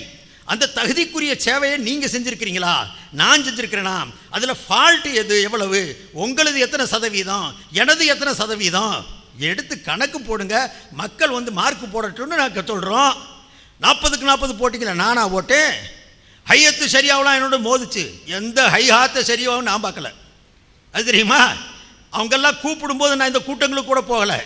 அவங்களுக்கும் சொன்னேன், நீங்கள் கவர்மெண்ட்டாக இருந்துக்கங்க, நான் தனியாராக இருந்துக்கிறேன்ட்டு. இன்னைக்கும் அதே தனியாரத்தை வந்திருக்கிறேன். அவர் தௌஹீது ஜமாத் சார்பாக வரல, பிஜே ஜெயினுல் ஆபிதீனா தான் அவர் வந்திருக்கிறார். நான் சைஃபுத்தீன் ரஷாதியா தான் வந்திருக்கிறேன். எனக்கு பின்னால் ஆள் உட்காந்துருப்பாங்க, அது வேற விஷயம். அந்த இயக்கத்தின் சார்பாக வரல. நீங்களா நான் அந்த ஆன இதுதான் இங்கே விஷயம். நான் செஞ்சதை நீங்கள் சொல்லுங்க. கிளிப் போட்டு காட்டினீங்க, யாரை சூழலான்னு அந்த பொம்பளையை பார்த்து கேட்டேனா. நான் திரும்பவும் போய் நான் பேசினேன், திரும்பவும் அந்த பேச்சை கேட்டேன். அவங்க காட்டின பிள்ளைங்க கிளிப்ஸ் எடுத்துகிட்டு வந்தாங்க. எனக்கு முழு டவுட் இருக்குது அதில். இது செட்டிங் மாதிரி தெரியுது, எனக்கு இது செட்டிங் மாதிரி தெரியுது. நான் இன்னமும் நான் முழுமையாக சொல்லலை, ஒரு சந்தேகத்தை சொல்கிறேன். ஏண்டா அதில் வீடியோ கிடையாது, ஆடியோ வந்திருக்குது. சம்பந்தம் இல்லாமல் யாரை சொல்லலாங்கிற வார்த்தை உழ வந்திருக்குது. ஒன்று என்னுடைய வாய் தவறலால் வந்ததா, அல்லது அந்த சம்பவத்தோடு ஒட்டி பேசப்பட்டிருக்குதா, அல்லது ஒட்டி வைக்கப்பட்டிருக்குதா எனக்கு தெரியலை. நான் அதனுடைய முழு சிடி இன்ஷால்லா அவங்கள்ட்ட இருந்து கேட்பேன். வாங்கிக்கிட்டு பேசி உண்மையில் பேசி இருந்தால், யார சூழல்லான்னு நான் இங்கே சொல்லியிருந்த வார்த்தையை பயன்படுத்தி இருந்தால் என்னுடைய தவறுக்கு மன்னிப்பு கேட்பேன். பொய் அல்ல அது, நீங்கள் நல்லா தெரியும். அதுக்கு முன்னால் அந்த சம்பவத்தை நான் கேட்டேன். இப்போ மாயிசே அஸ்லமியுடைய விஷயத்தை சொல்லிக்கிட்டு வர்றேன். மாயிசே அஸ்லமுடைய விஷயத்தை சொல்லிக்கிட்டு வரும்போதே இந்த பொம்பளையுடைய மசாலாவை எடுத்து சொல்கிறேன். இடையில ஒரு யார சூழலான்னு வந்திருக்குது. நான் அது எப்படி இருக்குதுன்னு பார்த்துறேன். அஸ்ஸலாமு அலைக்கும் வரஹ்மத்துல்லாஹி வபரகாத்துஹு. அன்புள்ள சகோதரர்களே, இப்போ மதுஹப் மீது அவதூறு சொல்லி பெரிய ஒரு இதை களங்கத்தை உண்டாக்கிட்டீங்கன்னு சொன்னதுக்கு தான், அப்படி ஒன்றும் களங்கம் சுமத்த முடியாத அளவில் உங்கள் நூல் இல்லை, அவர் சொன்னதை விட ஜாஸ்தியாக தான் இருக்குதுங்கிறது தான் நான் சொன்னது. அதுக்கு இப்போ என்ன சொல்கிறாருன்னா, அது தலைப்பு அல்ல, இந்த தலைப்புக்கு வரமாட்டோம், அது வேறு தலைப்பு. நேற்று என்னங்க சொன்னார்? நேற்று என்ன சொன்னார்? தலைப்புக்கு அப்பாற்பட்டது எதுக்குங்க சொல்கிறீங்க? நாளைக்கு தான் இருக்குது வேறு தலைப்பு, அதையும் இப்போ சொல்கிறீன்னு கேட்டால், தலைப்புக்கு மதுரையில் ஒன்று தெரிய, திருச்சியில் ஒன்று தெரிய வேணாமா அப்படின்னு சொல்லி நான் சொல்லத்தான் செய்ய வேண்டார். தலைப்புக்கு அப்பாற்பட்டாக இருந்தாலும் சொல்லுவேன்னு சொன்னார். அதுபோக இது தலைப்புக்கு அப்பாற்பட்டதும் இல்லை. இங்கே ஒரு வாதம் வைக்கப்பட்டால் அது தலைப்புக்குள்ளே சேர்ந்து விடும். நீங்கள் வாதம் வைக்கிறீங்க, அது அந்த நூல் மீது பெரிய களங்கத்தை ஏற்படுத்தி விட்டார்கள், பெரிய பிரச்சாரம் பண்ணி விட்டார்கள்னு. அப்படி உள்ள நூல் இல்லைங்க அது அப்படின்னு சொல்லும்போது அதில் உள்ளதை சுட்டி தானே காட்டுறோம். இதுன்னு தலைப்புக்கு அப்பாற்பட்டது எப்படி? அவங்க சொன்னதுக்கு விளக்கமாக தானே சொல்கிறோம். அதை ஒன்று வச்சுக்கிறேன்னு. அதுலேயும் இப்போ தான் இதை சொன்னார், இதுக்கு முந்தி சொல்லியிருக்காரா அப்படிங்கிறாங்க. இதுக்கு முந்தி இப்படி ஸ்பெசிஃபிக்காக நாங்கள் சொல்லலை. ஸ்டார்டிங்கில் நாங்கள் எப்படி இருந்தோம், என்ன மாதிரி கொள்கையில் இருந்தோம், மதுஹபில் இருந்தோம், ஆல் ஹதீஸில் இருந்தோம், இந்த விஷயங்களெல்லாம் சொல்லி இப்போ சொன்ன கித்தாப்பு அங்கே கூட இல்லாமல் இருந்தோம்னு அதெல்லாம் சொல்லி ஏராளமான ஊர்களில் பேசி ஆன்லைன் பிஜேக்குள்ளே அதெல்லாம் எடுக்கலாம். வணங்குதா சொல்லியிருக்கிறோம். நாங்கள் நீங்கள் கேட்டதுக்காக நாங்கள் சொல்கிறதில்ல. கூத்தாநல்லூர் மீட்டிங்கில் கூட நிறைய அந்த பழைய சம்பவங்களை சொல்லும்போது பாதி விஷயம் இதில் வந்திருக்கிறது, சொல்லி இருக்கிறோம். அதே மாதிரி இன்னொரு விஷயம் என்னென்னு கேட்டால், ஒரு வார்த்தையில் மன்னிப்பு கேட்டு போங்க அப்படின்னு கேட்குறாங்க. காரணம் மன்னிப்புனா எது மன்னிப்பு? இயலாத நேரத்தில் ஒருத்தன் இருக்கிறத பயன்படுத்தினால் மன்னிக்கிறதுக்கு உள்ளது இல்லை. ஆனால் ரசூலுல்லாஹ் மேலே இட்டு கட்டினா அது மன்னிப்பு கேட்கறதுக்குரிய விஷயம். எல்லாட்டையும் மன்னிப்பு கேட்கணும். சபையில் எத்தனை ஊர் மக்கள் இது கேட்டு செயல்படுத்துவாங்க. ரசூலுல்லாஹ் பேரில் ஒன்று சொல்லிட்டா அது மார்க்கம், அது இபாதத்து, அது வணக்கம். அதை கேட்டு அமுல்படுத்த ஆரம்பித்து விட்டார்களே, ஆனால் அது எவ்வளோ பெரிய பாரதூரமான விளைவை ஏற்படுத்தும். அவங்களுக்கெல்லாம் போய் சென்றடையணும்னா அதை சொல்லணும் நீங்கள். அதனால் மன்னிப்பு நீங்கள கேட்கணும், ஒன்றுக்கு நீங்கள் மன்னிப்பு கேட்கணும். அடுத்து என்னென்னு கேட்டால், உறுப்பு சிறிதாக இருக்குன்றாரு, வரத்தானே போகிறேன், வாங்கன்னு தானே சொல்கிறேன், சொல்லுங்கள். அதை உறுப்பு சிறிதாக இருக்குதுங்கிறது விவாதம் என்ன? அதில் நான் என்ன சொன்னேன், நீங்கள் என்ன சொன்னீங்க, நாங்கள் என்ன சொல்கிறோன்னு பேசுவோம். எடுத்து வைங்களேன். மேம்போக்கா லிஸ்ட்டு போடுறாரு. நான் சொல்லுவதெல்லாம் என்னென்னு கேட்டால், நீங்கள் சொல்கிறீங்க முதல் 2 சொன்னீங்க. புகாரி விஷயத்தில் எவன் பார்க்க போகிறான்னு சொன்னார், 10 ரூபா கொடுக்கும்போது சொன்னீங்க. அது விளக்குங்கன்னு விளக்குனீங்களா? மேம்போக்கா குற்றஞ்சாட்டுறது என்ன சொன்னால் அது விளக்கி இன்னென்ன விஷயம் விளக்கணுமா இல்லையா? அதே மாதிரி இப்போவும் அதைத்தான் சொல்கிறாரு. உறுப்பு சிறிதாக இருக்குன்னு சொன்னீங்கல்ல, திருத்துனீங்களா போனீங்களான்னு இப்படி இது என்ன இதை வாதமா? நான் என்ன சொன்னேன், நீங்கள் என்ன சொன்னீங்க, அதுக்கு நான் என்ன சொன்னேன், இப்போ இதுக்கு நான் என்ன சொல்லணும் அப்படி சொல்லுங்கன்னு கேட்குறேன். அதை சொல்ல மாட்டேங்கிறீங்க. மேடையில் ஒருக்கா பேசினார் சம்சுல் உதான்னு சொல்கிறீங்க. அது என்னன்னு முழுசாக சொல்லுங்கள், அதுக்குள்ளே பதில் இருக்குது. அதில் முழுசாக சொல்லுங்கள். சம்சுல் உதாவை போய் ராஜி சொன்னார்னு ஏமாத்தினாங்க அப்படின்னு சொல்கிறீங்களா? அது என்னன்னு வாதமாக வைங்கன்னு தானே சொல்கிறேன். லிஸ்ட்டாக வைக்காதீங்க.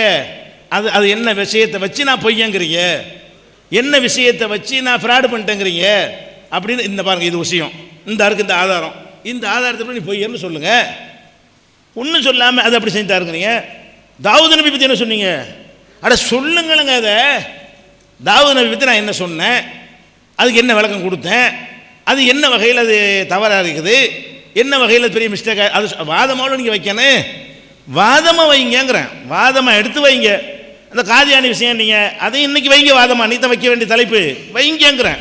ஒவ்வொரு வாதமாக வச்சு இதில் நீ ஃப்ராட் பண்ணிட்ட, இதில் வேணும்னு திட்டமிட்டு திருளுமுன்னு ஃப்ராட் பண்ணிட்டேன்னு சொல்லுங்க. அது என்னாச்சு? தாவூத் என்னாச்சு? அவர் என்னாச்சு? இது என்னாச்சு? இதை வாதம் இந்த நிமிஷம் வரைக்கும் ஒன்றும் என் மேலே சொல்லலைங்க, ஒன்றும் சொல்லலைங்க. போகிற போக்கில் சொன்னாரே தவிர ஒன்றும் சொல்லலை. நான் நஜாத்தில் எழுதுனது தான், அது காரணம் சொல்லிட்டேன், பதில் முடிஞ்சு வச்சுக்காத. அதை விட ஒரு சிறந்த எந்த அறிவாளிகிட்ட கேட்டாலும் இது கரெக்டு தானே, இதுதானே மனுஷன் செய்ய முடியுமாங்க. நீங்கள் வேண்டாம் ஒரு இதில் ஊறி போயிருக்கிறனால வேற ஒரு மாதிரி நீங்கள் பார்க்கலாம். கரெக்டு தானேங்க, அவர் சொல்கிற விஷயம் கரெக்டு தானே, இப்படி தானே மனுஷன் இருப்பான், இதில் ஒன்று வேணுங்கிறது ஒன்றும் இல்லையே, இதுதான் விஷயம். அது இந்த விவாதத்தை எல்லாரும் பார்த்துட்டு உலகம் மூலம் பார்த்துக்கிட்டு இருக்கிறது. இனியும் பார்ப்பார்கள், புரிந்து கொள்வார்கள். ஒரு குறிப்பிட்ட சிந்தனையில் ஊறி போனவர்களுக்கு சில திருப்தி அளிக்காத விஷயமா இருந்தால் அதை பற்றி கவலை இல்லை, இதுதான் கரெக்டு. ஆனால் மற்ற ஏதாவது சொன்னீங்களா? நான் சொன்ன அனைத்துக்கும் நேற்று சொன்னது மாற்றி மாற்றி பேசுனீங்களே. ரசூலுல்லாஹ் மேலே இட்டு கட்டி ஊமை செய்தான்ங்கிற சொல்லி அது ஹதீஸ் இல்லைன்னு சொன்ன பிறகு ருவியை சொல்லப்பட்டிருக்குங்கிறத வச்சுக்கிட்டே ஹதீஸ்ன்னு சாதிக்கிறீங்கள. ஆமாம், அது சனது இல்லை, அறிவிப்பாளர் மேலே ஹதீஸும் இல்லை, அது பொய்யா நான் சொல்லிட்டேன், அல்லது பொய்யா எவனோ சொன்னதை நம்பி நான் சொல்லி தொலைச்சுக்கிட்டேன்டா சொல்லலாம்ல. அப்போ ரசூலுல்லாஹ் மேலே சொன்னது அப்படி பொய்யா நீடிச்சுக்கிட்டே இருக்குது. அதுக்கு அடுத்து என்ன செட்டிங்குங்கிறீங்க? யாரை சொல்லலாங்கிற செட்டிங்கு, இது செட்டிங்குங்கிறத இது ஒன்றை மட்டும் வச்சுக்கிறோமா? இந்த கேசட்டை இதை ஆய்வு செய்வதற்கு டிபார்ட்மெண்ட் இருக்கிறது, 2 பேரும் கொண்டே கொடுப்போம்.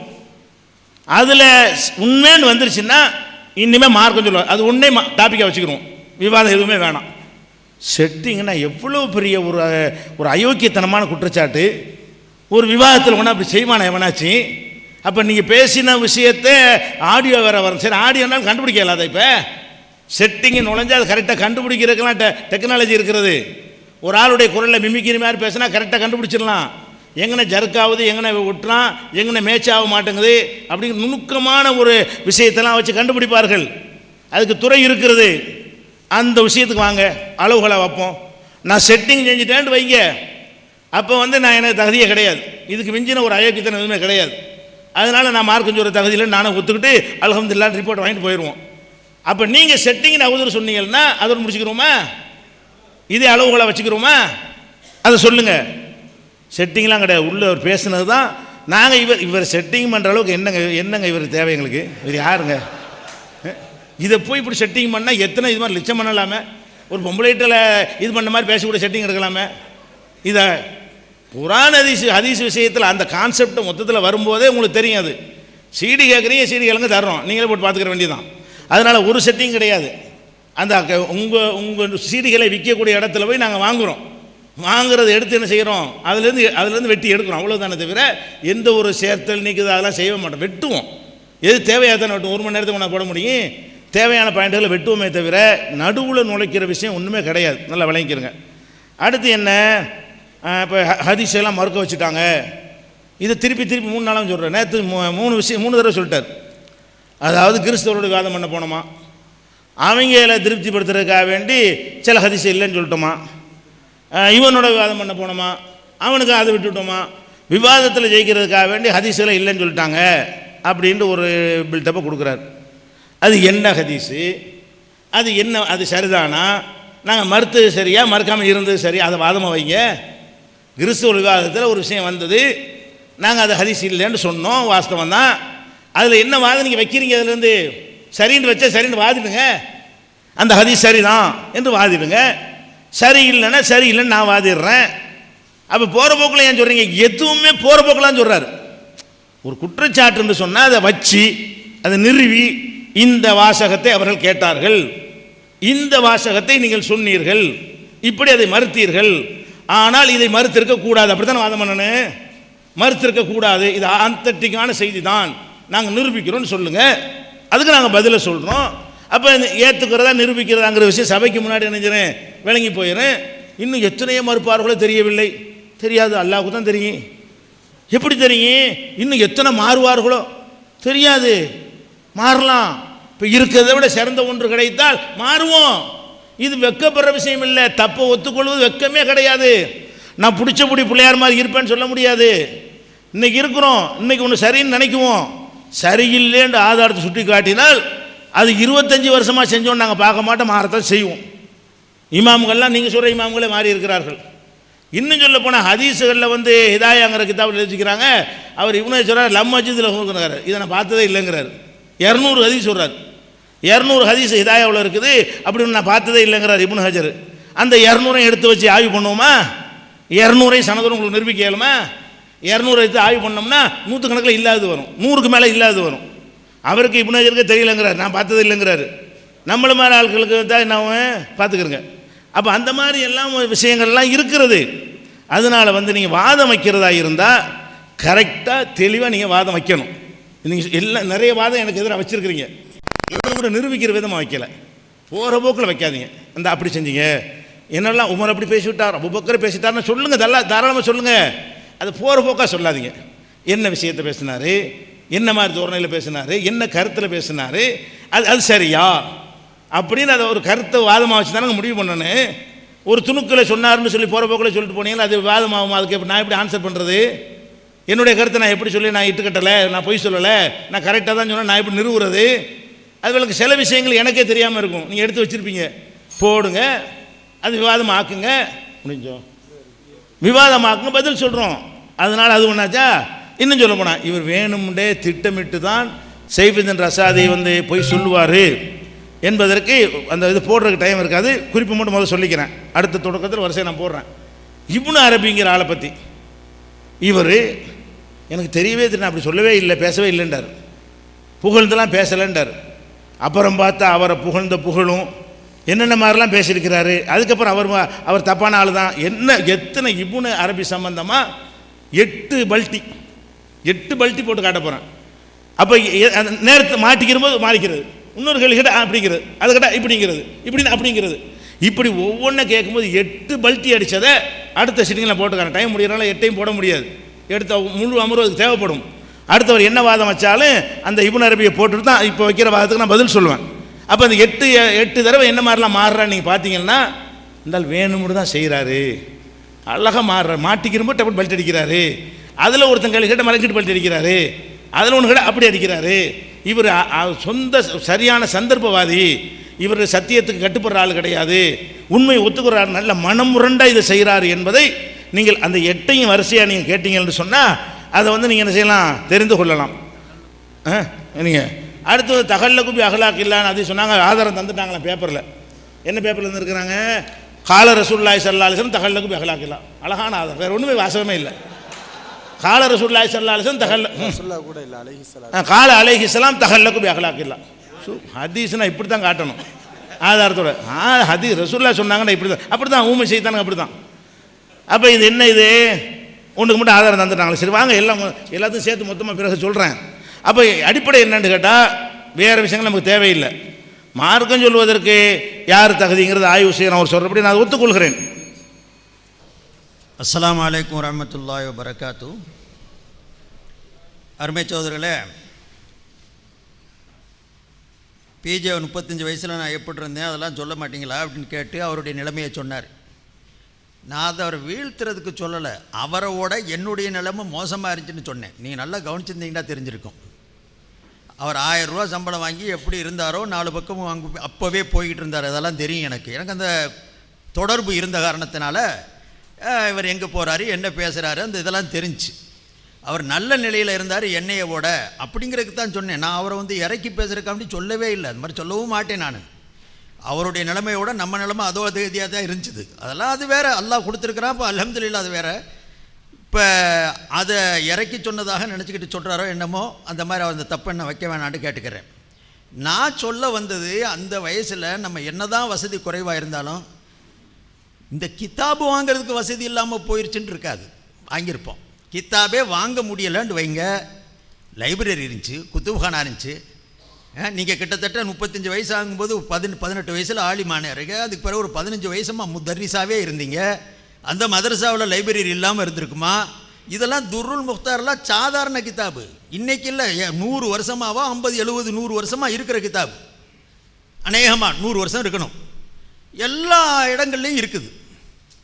அதே மாதிரி மற்ற கித்தாபுகளும் அப்படித்தான், அது குதூரியும் அப்படித்தான், எல்லா இடத்துலையும் கிடைக்குது. நான் ஒரு சமயம் இதை பார்த்தே எழுதணுண்டாலும் ஒருத்தர் மேலே குற்றச்சாட்டு வைக்கிறதுக்கு முன்னால் அதை வெரிஃபை பண்ண வேணாமா? பிஜேயை பற்றி ஒருத்தர் எழுதுறாருன்னு வைங்க, விமர்சனம் தப்பா, நான் அவரை பற்றி இப்படி பேசியிருப்பாரான்னு நான் விசாரிக்க வேணாமா? இவரை பற்றி 4 பக்கம் பார்த்துட்டு அவரை புக்கில் எழுதியிருக்கிறாரான்னு பார்த்த பிறகு தானே நான் குறை சொல்லணும். அதுக்கு முன்னால் எடுத்த உடனே குறை சொல்கிறதுங்கிறது பெரிய பாரதூரமான காரியம். இப்போ அவர் சொன்னாங்க ஹதீஸ் கால ரசூலுல்லான்னு சொல்லிட்டாங்க, ஹதீஸ் ஆயிருமான்னு கேட்குறாரு. நான் சொல்ல அது ஹதீஸ் இல்லைன்னு ஆயிருமான்னு கேட்குறேன். சனது இல்லை, நான் சொன்னது பொய்யா சொல்லலை. கிதாபுகளில் வந்திருக்கு, பயானில் சொல்லும் பொழுது சொல்கிறோம், கிதாபுகளில் இந்த மாதிரி ஹதீஸ் இருக்குது, அல் லுபாபுங்கிற கிதாபுகளில் இருக்குது. அது அதனுடைய இந்த அவங்களுக்கு காப்பியோடு கொடுத்துருக்குறாங்க. இருக்கிறத சொன்னேன், நான் இல்லாமல் கட்டி சொல்லலைங்கன்னு. ஷைத்தானு நகரசும் அதுதான், இருக்கிறத சொன்னேன், அதில் சனதுன்னு இல்லை. பார்த்த அளவுக்கு இது வரைக்கும் பார்த்த வரைக்கும் இல்லை.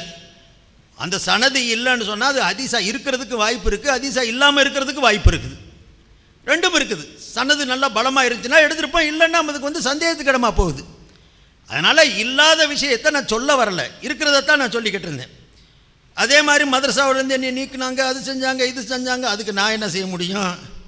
உங்களை நீக்கினாங்க, வச்சாங்க, விரட்டினாங்கன்னு சொன்னால் அதுக்கு இதுக்கு சம்பந்தமே இல்லையே. உங்களுடைய நிலைமைகள் அது என்ன இருந்திருக்குமோ ஏது இருந்திருக்குமோ அது அல்லாவுக்கு தான் தெரியும். அதே மாதிரி திருமதி மொழிபெயர்ப்பு நாங்கள் செய்யத்தான் செய்வோம்டார். நீங்கள் திருமதி இல்லை, எந்த மதிக்கு செஞ்சாலும் சரி மொழிபெயர்ப்பு செய்யறதுக்கு உங்களுக்கு உரிமை இருக்குது. நான் சொல்ல வந்தது, இன்னைக்கு அந்த ஹதீஸில் இருக்கக்கூடிய பல ஹதீஸுகளை பொய்யின்னு சொல்லுகிற அளவுக்கு பேசுகிறீங்க, எழுதுறீங்களே, அந்த ஹதீஸை மொழிபெயர்ப்பு செய்யும் பொழுது அந்த விஷயத்தில் உங்களுக்கு அந்த ஞானம் இருந்திருந்தால் அங்கே கோடு பண்ணணுமா இல்லையா? மக்களுக்கு வழிகாட்டுறதுக்குள்ள காசு சம்பாதிக்கிறதுக்கு நம்ம மொழிபெயர்ப்பு செய்யலையே. அந்த இடத்துல கோடு பண்ணி காட்டி ஒரு பிராக்கெட் போட்டு இந்த ஹதீஸு பொய் அப்படின்னு சொல்லியிருந்தா விஷயம் வேற. இன்னைக்கு வந்து நீங்கள் கிறிஸ்தவன்ட்ட வாதிட்டு மாட்டிக்கிட்ட பிறகு சொன்னதுனால எங்களுக்கு சந்தேகம் வந்துருச்சு, வேற ஒன்றும் இல்லை. இந்த அஜுவாவுடைய ஹதீஸை மறுத்து, அஜுவா போன்றிருக்கக்கூடிய ஹப்பத்து சௌதா அல்லது கருஞ்சீரகத்துடைய ஹதீஸுகளை எல்லாம் மறுத்து இன்னைக்கு பேசி எழுதியும் வர்றீங்களே, இந்த பேச்சை ஆரம்பத்தில் இல்லையே. இது பூராமே புகாரில் இருக்கக்கூடிய பலமான சனதுகளோடு சேர்ந்த ஹதீஸாச்சே. இந்த ஹதீஸை வெளியில் மறுத்தும் இதை போய் இதை நாங்கள் ஏற்றுக்கிற மாட்டோம்னு சொன்னதுக்குண்டான அந்த பின்னணியை பார்க்குறோம். சூழ்நிலை அவருக்கு என்ன வந்துச்சு?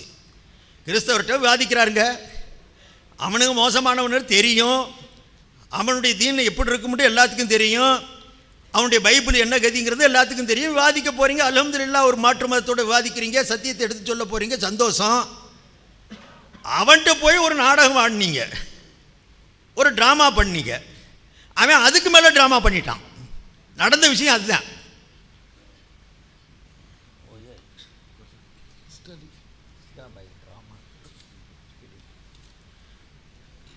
அதில் என்ன செய்கிறாரு? ஒரு போய் உங்களுடைய ஜீசஸை யார் நல்லா விசுவாசிக்கிறாங்களோ, எனக்கு முழுமையாக அந்த வாசகங்கள் நினைவில்லை, நான் கருத்தை சொல்கிறேன்.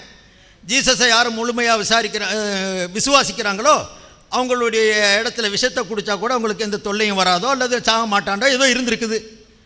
இது உண்மையாக இருந்தால் இந்த இந்த பைபிளுடைய இந்த வாசகம் உண்மையாக இருக்கிறதா இருந்தால் இந்த கையில் விஷம் வச்சுருக்கிறேன், குடிச்சு பாட்டு நீ காட்டுன்னு கேட்டார். இது யார் கேட்டாலுமே முழிக்கத்தான் வேணும். யார் குடிப்பா விஷத்தை? குடிக்க மாட்டான், அவனும் குடிக்கலை. அவனுக்கு பிறகு அவன் யோசிச்சிருக்கிறான், என்ன சொன்னானோ அந்த முழு விஷயங்கள் எனக்கு தெரியல. ஆனால் நான் என்னன்னா நெட்டில் பார்த்தேன், இது பிஜே முதல் தடவையாக செய்யலை, பிஜே செஞ்சது மட்டுமல்ல, இது பிஜேக்கு முன்னாலே இந்த ஒரு நிகழ்ச்சி நடந்திருக்குது. இந்த பிஜேக்கு முன்னாலே நடந்த நிகழ்ச்சி இது. பாஸ்டர் ஸ்டான்லிங்க கூடிய சொல்லக்கூடிய ஒரு ஃபாதரை இன்னொருத்தையும் இப்படி மடக்கினான். அது முழுசாக இருக்குது, நெட்டில் இருக்குது. அவர் நெட்லேருந்து யாராம் பார்த்தாங்களோ அல்லது அவருடைய சகோதரர்கள் கூட இருக்கக்கூடிய நண்பர்கள் எடுத்து கொடுத்தாங்களோ அல்லது அவராகவே கூட சொல்லியிருக்கலாம். நான் வந்து இதிலேருந்து தான் பார்த்தான்னு சொல்லலை. ஆனால் இந்த விஷயங்கள் நடந்திருக்குது. முன்னாலே ஒரு நாடகம் நடந்துச்சு, அவன் குடிக்க மாட்டேன்ட்டான். சாத்தானுடைய உருவத்தில் நீ வந்ததா நினைக்கிறேன், அதனால் நான் குடிக்க மாட்டேன் அப்படின்னு அந்த தமிழ் கூட அதுக்கு முன்னால் இருக்கும், அதை போடுங்க. அதையும் சொல்லி இது நெட்டில் வந்த விஷயம். இதை பார்த்துட்டு அவர் என்ன செஞ்சாரோ அல்லது தானாக போய் செய்தாரோ அவன் மாட்டிக்கிட்டான். மாட்டினா அவன் முதவே இதை தெரிஞ்சு வச்சுருப்பான்னு நினைக்கிறேன். அதனால் நான் கேள்விப்பட்டேன், அவன் பையிலிருந்து அஜுவாவுடைய பேரிச்சம்பளம் அப்படித்தான் நடந்துச்சா, அஜுவாவுடைய பேரிச்சம்பளத்தை தூக்கி கொடுத்தானா. இதோட ஹதீஸில் வருது, இதை சாப்பிட்டு போட்டு விஷத்தை சாப்பிட்டா விஷம் வேலை செய்யாதுன்ட்டு, அப்போ நீங்கள் சாப்பிட்டு போட்டு விஷத்தை குடிங்க. அவன் முதவே கொண்டு வந்திருக்கான் பாருங்க. அவன் பெரிய கில்லாடியாக இருந்திருக்கிறான். அவன் போட்ட உடனே இவர் என்ன, நாங்கள் இங்கே ஹதீஸை பேச வரல, பைபிளை தான் பேச திறமை இருக்குது, தப்பிச்சுட்டு ஓடியாண்டாரு. பைபிளை தான் இங்கே வந்து விவாத பொருளாக வச்சுருக்கிறோம், மற்றதை இங்கே பேச வரல, அதுக்கு தனி சப்ஜெக்ட் போடு, நான் அங்கே வந்து பார்த்துக்கிறேன். அப்படி ரூம் போட்டு அப்புறம் யோசிச்சுருக்கிறாங்க எல்லாரும் இதுக்கு என்னடா செய்கிறதுன்ட்டு. அடித்தாங்க ஒரு அது இந்த ஹதீஸ் எல்லாம் பொய், சாத்தியம் இல்லாதது, யாராம் சாப்பிடுவாங்களா? இப்படி என்னுடைய ப்ராக்டிக்கலை முன்னால் வச்சு என் ஒவ்வொன்றையும் பரிசோதிக்க ஆரம்பிச்சுன்னு சொன்னால் எத்தனை ஹதீஸை நம்ம அங்கீகரிப்போம், எத்தனை ஹதீஸை நிறைவேற்றுவோம், நீத்துவோம். இதைத்தான் நான் அங்கே சொல்லி காட்டினேன். இப்படியெல்லாம் ஒரு நாடகம் ஆடி அதுக்கு சொல்லிட்டு போகலாம். இது எந்த மாதிரி உண்டான அஜுவாவோ, சில இடத்துல அல்ல அஜுவத்து ராஃபியான்னு வருது, அல்லது அஜுவாவுடைய வகைகளை சொல்கிறாங்க. எந்த வகையிலண்டு அதுக்குண்டான வழிமுறைகளையும் புகாரியுடைய ஷரேகளில் எழுதியிருக்கிறாங்க. கருஞ்சீரகத்தை எப்படி பயன்படுத்தணுங்க கூடிய வழிமுறைகளையும் எழுதியிருக்கிறாங்க. எல்லா நோய்க்கும் இதில் மருந்து இருக்குதுன்னு சொன்னால், ஒரு சகோதரர் உங்களுடைய சகோதரர் பேசுகிறார், கண்ணு வலி வந்தால் கண்ணில் கருஞ்சீரகத்தை போட்டுக்கலாமா, முடி உதிர்ந்துட்டா மண்டையில் தடவிக்கலாமா, போலியோவுக்காக வேண்டி கருஞ்சீரகத்தை போட்டுடலாமா? ஆச்சரியமானது. இளைஞர்கள் எப்படி போயிட்டாங்க பாருங்க. கருஞ்சீரகத்தில் மரணத்தை விடுத்து மற்றதுக்கெல்லாம் மருந்து இருக்குதுன்னு சொன்னால் ஏதோ ஒரு வகையில் அதோடைய எஃபெக்ட் இருக்குது, அதை பயன்படுத்தக்கூடிய முறையை தெரிஞ்சுக்கிறணும். நபியுடைய வாயில் வந்துருச்சுன்னா அதை ஆய்வு செய்யணும், ஆய்வு செஞ்சு எடுக்க சொல்லணும்ல நம்ம போகணும். இங்கே அப்படி இல்லை. அல்லாஹ் ரசூல் மேலே கொண்டிருக்க ஈமானை விட அழுத்தமாக சொல்கிறேன், அல்லாஹ் ரசூல் மேலே வச்சிருக்கக்கூடிய ஈமானை விட அவங்க அதிகமாக விஞ்ஞானிகள் மேலேயும் அறிஞர்கள் மேலேயும், அந்த உலக ஆயுத அறிஞர்கள் மேலேயும் வச்சுருக்கிறாங்க. பல விஷயத்தை நான் எடுத்து சொல்கிறேன். திரும்ப குர்ஆனில் எப்படி இருக்குது, ஹதீஸில் எப்படி இருக்குது, இப்போ கண்டுபிடிச்சி போட்டான். பன்றியுடைய இதயம் மனுஷனுக்கு ஒத்து வருது. நான் அடுத்த சப்ஜெக்டில் இன்ஷா அல்லாஹ் அதை சொல்கிறேன், நேரம் வரும்போது பல விஷயங்கள் சொல்ல வேண்டி இருக்கிறதுனால. அருமை சோதரர்களே, இப்படி ஒரு விஷயத்தை நம்ம மார்க்கத்தை சொல்கிறதுக்கு இந்த மாதிரியெல்லாம் வழிமுறையில் போய் ஹதீஸுகளை மறுத்து தானும் விழுந்து பிறரையும் விழ வைக்கக்கூடிய நபர் யோக்கியமானவரா? நான் தான் மகா அயோக்கியனாக போயிட்டேன் செட்டிங்னு சொன்னதுனால. இது ரொம்ப யோக்கியமா? நான் என்ன செட்டிங் இருக்குதுன்னா சொன்னேன். எனக்கு சந்தேகம் வருதுங்க. பேச்சு ஒன்றுக்கும் இன்னுக்கும் தொடர்பில்லாத இருக்குது. ஒரு சமயம் யார சூழலாண்டு வாய் தவறி கூட எனக்கு வந்திருக்கலாம், அதுவும் சொல்கிறேன். நீங்கள் இது வந்து சொல்லிட்டீங்க, இது செட்டிங்கு தான் நான் சொல்லவே இல்லை வரையறுத்து. நான் முழுமையாக சீடியை பார்த்துக்கிட்டு அப்படி சொல்லியிருந்தேன்னா சொல்கிறேன்னு. இது விவாதமாக வச்சுக்கலாமா, இதை போட்டுக்கலாமா? எதுக்கு சண்டைக்கு வர்றீங்க? நான் என்ன சண்டைக்காக வந்தேன்? எனக்கு என்னமோ தொடர்பில்லாத பேச்சு இடையே யார சூழலாம், இங்கிட்டும் சம்பந்தம் இல்லை இங்கிட்டும் சம்பந்தம் இல்லை வந்திருக்குது. எதையோ சொல்கிறதுக்காண்டி யார சூழலாண்டு வந்து கூட வந்துருச்சோ, அல்லது எனக்கு இதில் சந்தேகமாக இருக்குது பார்த்துட்டு சொல்கிறேன்னு தானே சொன்னேன். அதோட நம்ம விவாதத்தை முடிச்சுக்கலாம். சேலஞ்சு நீங்கள் தான் செய்கிறீங்க ஒவ்வொரு தடவையும்.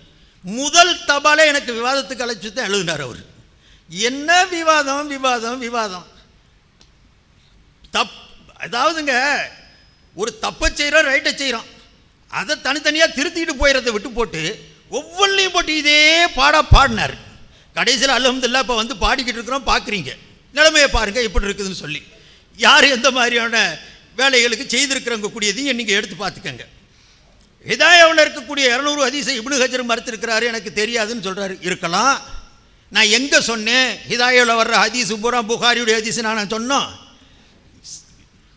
பிஜே அவர்கள் என்ன செய்தாரு இங்க சொல்லுங்க. சைஃபுத்தீன் ரஷாதி என்ன செஞ்சான் இங்க சொல்லுங்க. ஹிதாயாக்காரர் எழுதின ஹதீஸை யாருக்கும் தெரியும் தான்.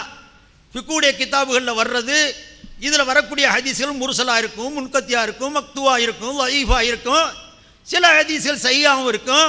ரிவாயத்து பில்மானாவை நினச்சி எழுதியிருக்கலாம். அதனால் அதை மறுக்கிறதுக்கு இல்லையா? அது நீங்கள் என்ன சொல்கிறீங்க? இப்னு ஹஜர் எழுதி போட்டாரு, புதுசாக வந்து நீங்கள் என்ன செய்துட்டீங்க? அதனால் அது ஒரு விவாத பொருள் அல்ல.